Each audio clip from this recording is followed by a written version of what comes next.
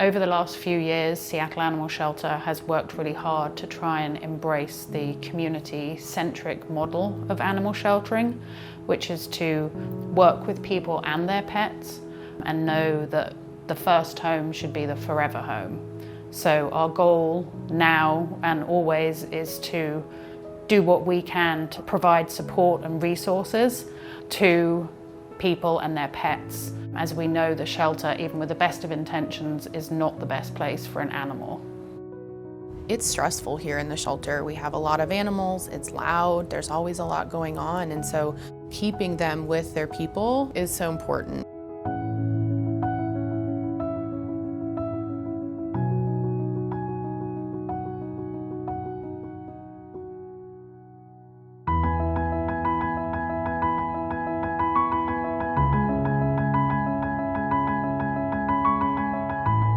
The Best Chance program is a program that we have developed to provide vaccines, supplies to folks in communities that we traditionally have not been able to reach.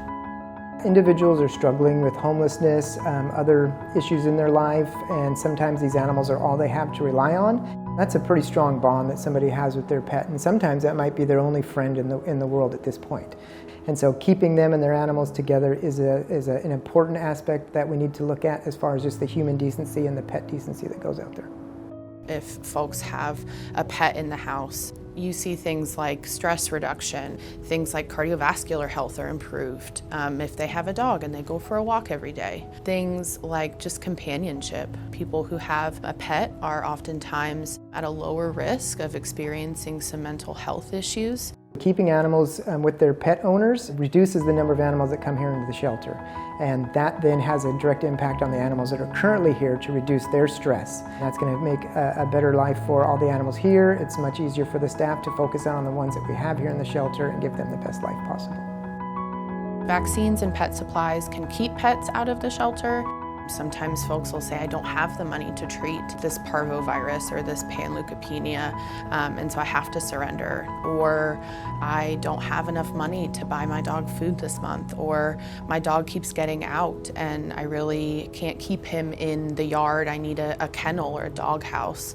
And so those are kind of all ways that we can provide and partner with folks in order to keep pets with their people.